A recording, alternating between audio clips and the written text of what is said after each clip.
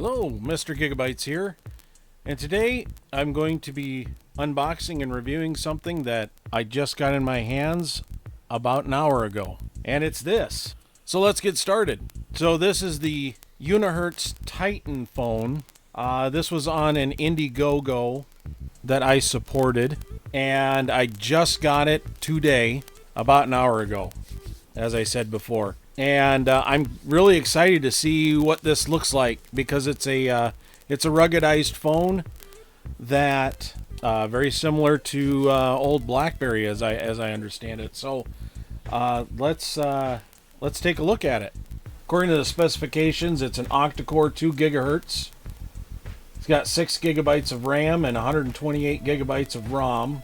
A battery is a 6,000 milliamp hour, which is pretty impressive. Display size is kind of small. It's a 4.6 inch display. The camera is a 16 megapixel and with an 8 megapixel front facing camera. It's running Android 9 Pie, and so it's got the typical stuff, LTE, wireless LAN, Bluetooth, GPS, NFC. It's IP67 for water and dust resistant. So like I said, it's a rugged phone. And it has wireless charging as well, so I think that's really cool. This is what I have currently, and this of course is a BlackBerry Key 1 made by TCL, and it's a fantastic phone. I absolutely love this phone. It's due for a battery, but I'll be interested to see how the Titan compares to my current BlackBerry. So let's go ahead and let's get into this.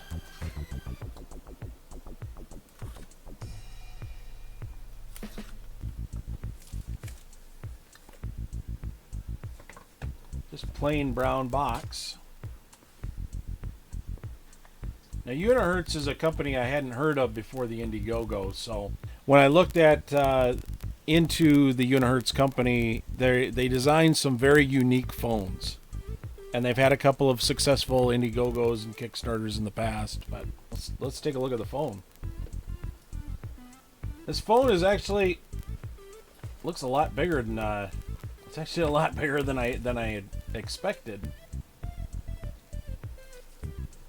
That is a big phone. That is a really big phone. Size, just for a size comparison, I put my the case back on my BlackBerry just to make it a little bit bigger. But even with the case on my BlackBerry, wow, that's a huge phone. So we got the front-facing camera up here. Just seems like a really large version of a BlackBerry. Reading some of the things on the back, I don't know if you can see it from this camera.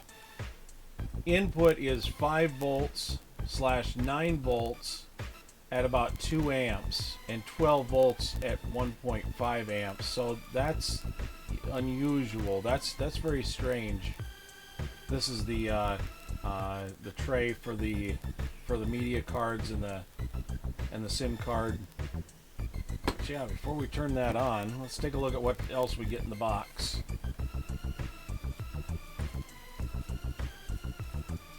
I don't know if I'm going to be able to open that. Yeah, can't open that without destroying it. I mean, that looks like it's a standard USB-C charging cable. I'll bring that up, maybe kind of see it. Pretty standard USB-C. But I already see on the charger here. Let's see what's the, okay, these are some earbuds.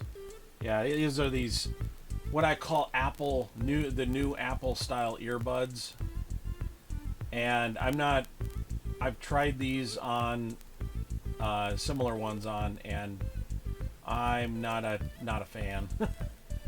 But yeah, it's neat that they include some earbuds. Let's take a look at this. Now on the adapter, it's the same thing: 5 volts, 9 volts, 12 volts. So I kind of wonder if this requires this specific charger. This is the information packet. Now they before they shipped it, allowed you to download the instruction manual, and I did. I breezed through that. it was an interesting read. It has some interesting features, but nothing nothing super special. Nothing that I can think of. Comes with a screen protector apparently, which is nice. It's actually this is a spare. There's actually one on here already. The warranty guide, the basic quick start manual, multi-language obviously. Oh, and I guess I pointed out there's a distance sensor. This is the distance sensor, that's not the camera. This is the camera under here. I didn't see that before. And then of course this is to put in a SIM card and get that tray out.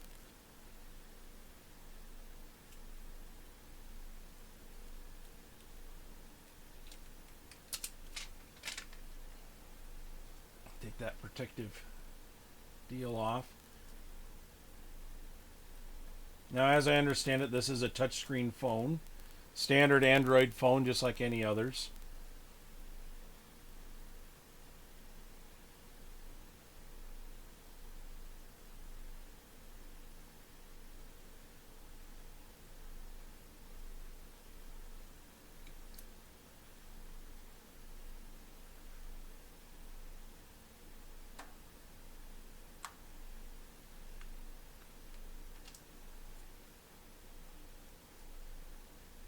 It's interesting, it's a waterproof phone, but there is a headphone jack on it. It doesn't have any sort of a plug.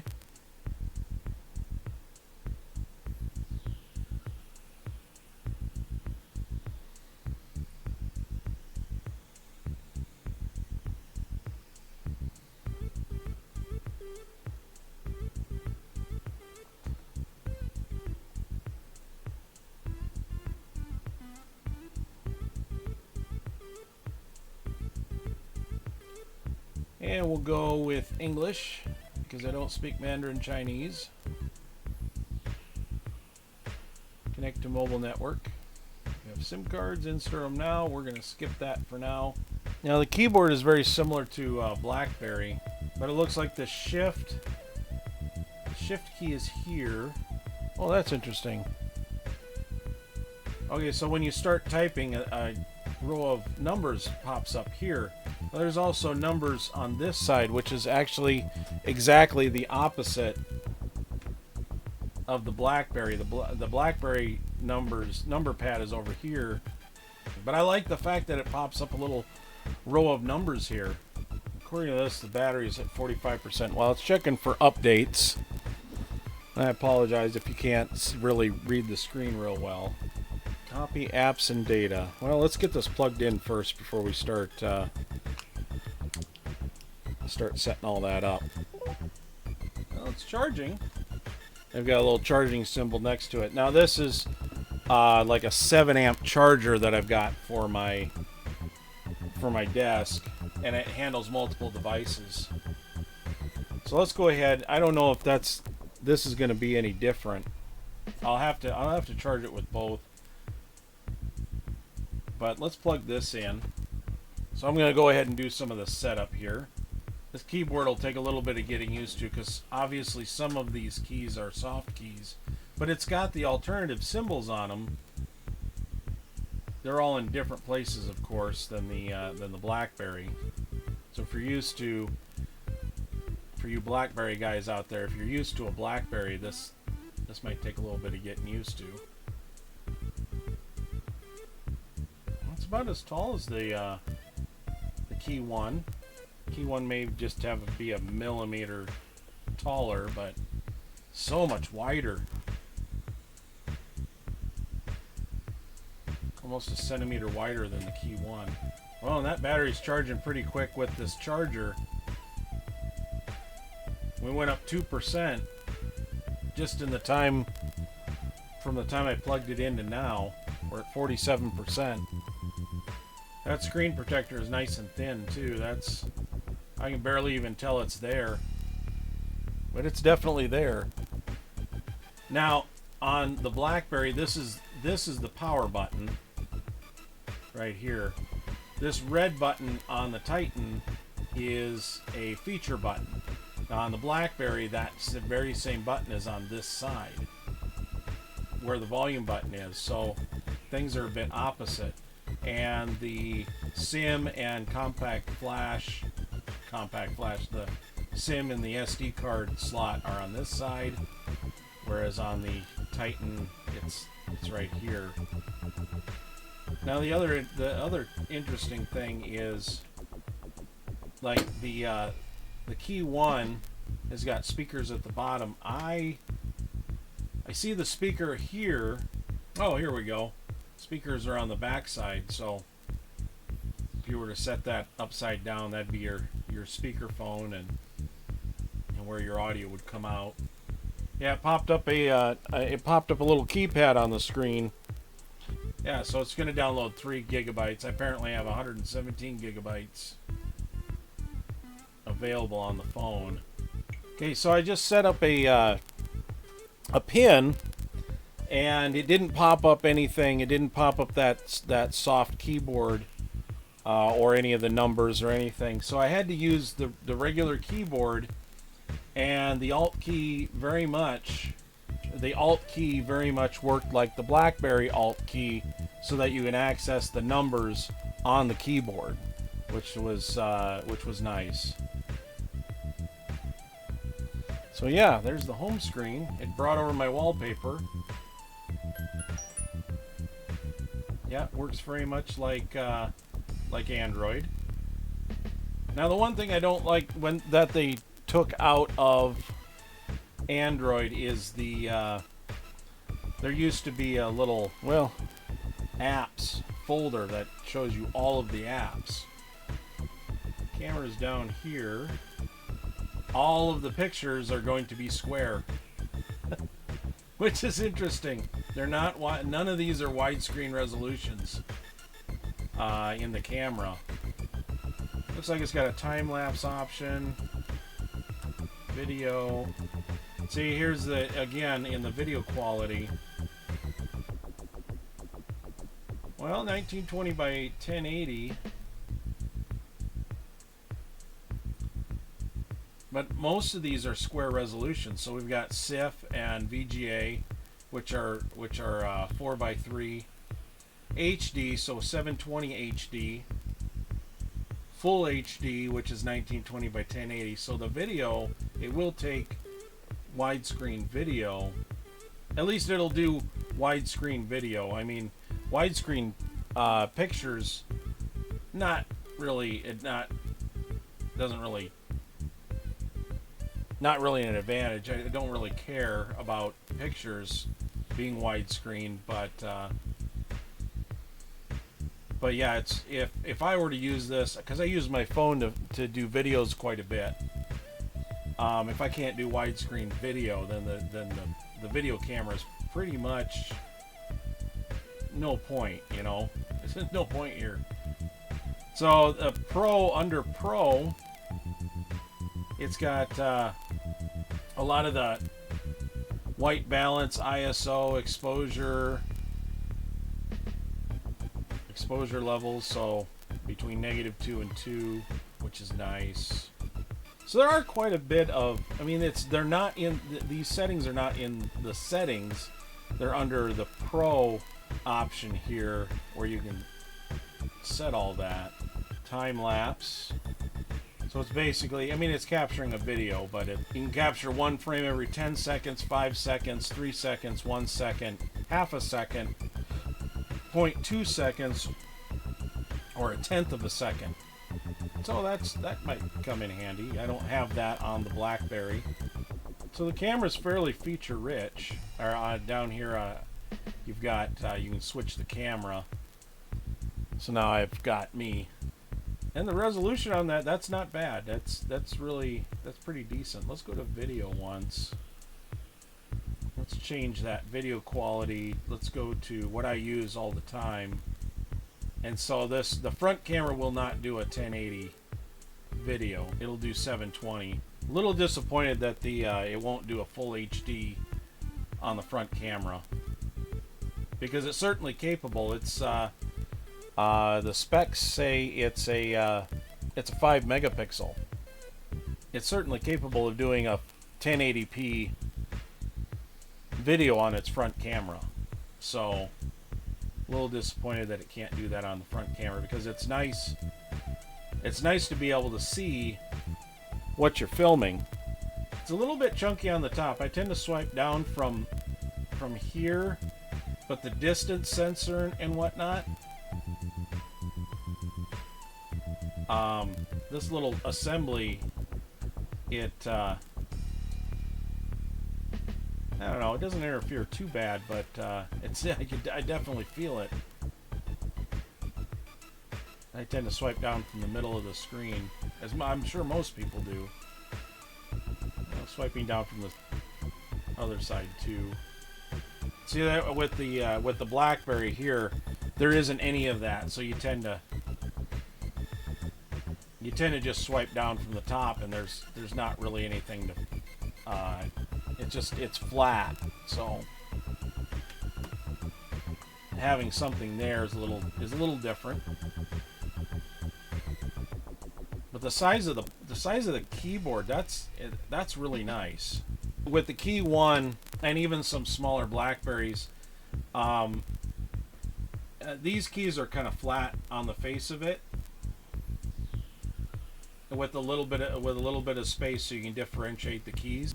All the buttons are raised at an angle a little bit, makes them easier to press. But these buttons I always felt were small. And so it's not always the most comfortable to type on. This, well, they've got a lot more real estate to work with, so they made the buttons a lot bigger. But the keyboard feels like a BlackBerry keyboard. I mean, they seem to have taken some cues from the BlackBerry, but obviously things are laid out different. So it's definitely not a BlackBerry keyboard, but yeah, the design cues with this phone, it's like I said, it really, in the pictures, I didn't expect it to be this big, but in the pictures that they showed, it looked like it might be about the size of a BlackBerry Bold, or maybe a Q10. If you guys, for you BlackBerry fans, that you know what that might be. And the Q10 was about, it was a lot smaller than that. It was only about this big. But the screen was always an issue when you were trying to run Android apps and things like that. Well, this has got regular Android on it. The Q10 had the BlackBerry OS. And so the BlackBerry OS, more than anything else, was really what limited it. So we've got this, and even though it's a square screen, which you don't see, all of the phones are widescreen phones. Even this is a widescreen phone, just with a keyboard stuck on it. So yeah, even though this is a square, it's just going to be shorter this way. It looks like it's going to, Android fits just fine on it. Now, interestingly, what'll be interesting is to see if, like with a widescreen phone, you can tip things sideways and watch video in widescreen with no letterboxing. With this phone, chances are, I don't know if it'll stretch or not. So yeah, that's a little different. I instinctively went to the spacebar, because the spacebar in the BlackBerry Key 1, that's where your fingerprint reader is. Now on the Titan, it's up here. By the way, this is why I have to use my overhead camera. So I apologize. Normally I would use my other phone, and we'd take a close-up view of the phone. So unfortunately, because I have to use my other phone as a comparison, that's why we're going back and forth. You can see how this is this is how it's a little squashed this way on BlackBerry, whereas it's stretched out here. So yeah, so we're getting cut off at the top here.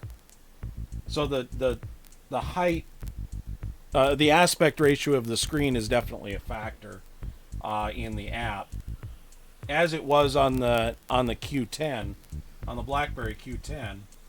The other thing too to note, I just sort of, I knew that I was aware of this, but I just kind of, it really hit home right now how much thicker this this particular phone is as opposed to the BlackBerry. Looks like we're up to 62% right now, and I've been filming for about an hour, so we've gained, yeah, we've gained quite a bit. There we go. So I know this one is in widescreen.